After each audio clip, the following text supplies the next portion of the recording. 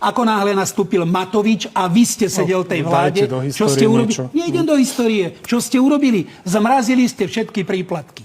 Za nočné, za nadčasy, za sviatky. Prečo ste to urobili? A dnes vykrikujete, ako Poliaci a Češi porástli mzde.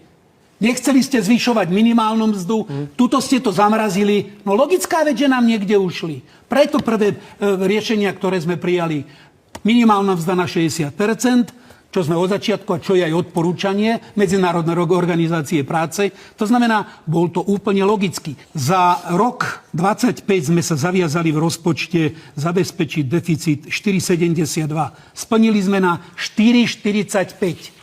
Ďalšie pozitívne číslo. Inflácia potravín. Za vás 19,3, 17,5. Za nás 2,5, 1,7% teraz. V tomto roku sme tretí najúspešnejší celej Európskej únie, čo sa týka inflácie potravín. Reálne mzdy, no za vás klesali, roku 22 4,5, 23 0,8, za nás stúpajú 3,7, 24 2,1, 25. To znamená, že reálne, pozor, hovoríme o reálnych mzdách, tie vstúpajú. Vy tvrdíte niečo úplne iné. Znova, klamete, podvádzate a strašíte ľudí. Ďalej, znižujeme deficit po bývalej vláde.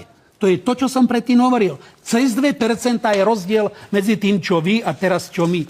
Čo sa týka PPAčky, no vy ste vyčerpali 154 miliónov, terajší minister za tie 2 roky 857 miliónov. Dobre, pán Richter, toto už uzavrime. Ďalej, čo sa týka hranice chudoby, to tam tiež bolo zadefinované, že sa budeme o tom baviť. No, čuduj sa svete, za minulý rok 85 000 ľudí, ktorí boli pod hranicou chudoby, pokles.